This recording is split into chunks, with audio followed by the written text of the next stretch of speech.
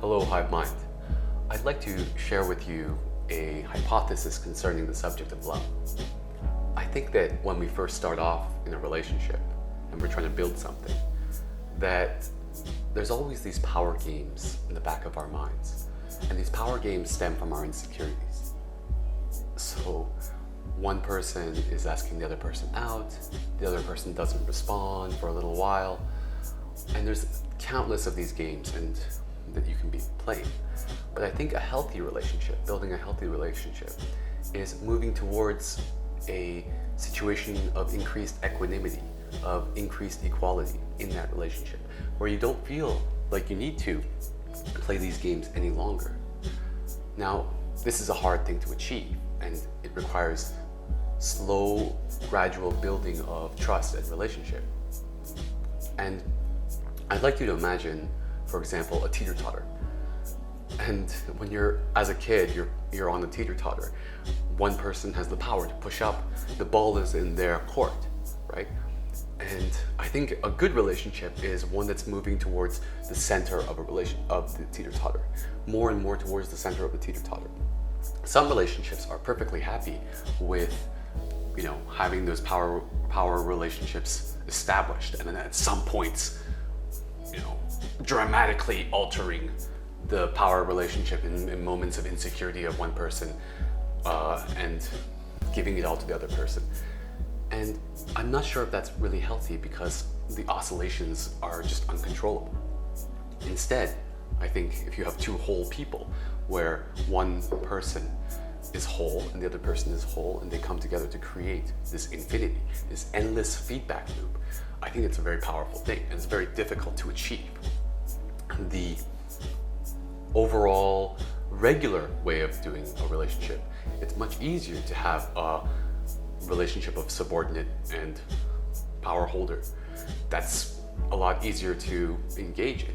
But I think if we want to build a better society and we want to build a community around our relationships, because another problem with relationships is that people build those relationships they attempt to build those relationships in a vacuum or in a void.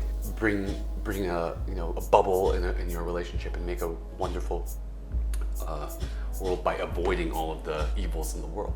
You have to incorporate those evils into your relationship. I think a relationship is really building a community. At some point, perhaps, you might produce kids, whether you like it or not.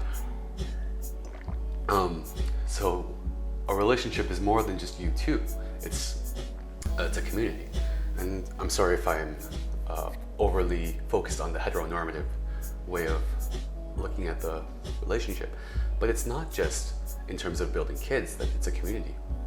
You're also involving this family tree of yours. So honestly, I don't think you should be engaging in a relationship at all if you don't, if you're not building those community relationships in your life as well. And this includes friends, family, and even neighborhood. And I think it's really funny because we live in increasingly individualized times where people, can much easier not even engage with the world around them, and instead, just watch on YouTube or play video games all day. And there's no reason to go outside and actually make friends and make those relationships. Especially if you're, a computer programmer and you're making money off of, apps that are giving you money. So what's the point? And everybody's more and more enthralled with their apps. And a relationship is actually a hard work. We're realizing that a relationship is hard work in our society. And that's why I think these divorce rates are coming up. Not because we're realizing that relationships are hard work, but people don't want to be in those subordinate positions anymore. People want to build those harder to build relationships of equity and equanimity and equality and balance, right? When you're both in the center of that teeter-totter. So let me know what you think about this video. The summary of this video is that there's two ways you can build a relationship. One way is you can build power over people, or the other way is you can build power with people. And one way, the relationship you're trying to, build a bubble, be just you two, have that hierarchical relationship, and a lot of people are just happy with that, without having to engage in this hard struggle, the long way of doing things, taking the long hard road. The other way of building a relationship, I think, is more community oriented. You're not building power over people, you are building power with people. And that includes, it's not just you two, right? It's making sure that everyone in your community feels loved, right? And that's where you have a more powerful form of subjectivity. You have an individual subjectivity, which we all should be building, our individual subjectivity. We should all be powerful individuals.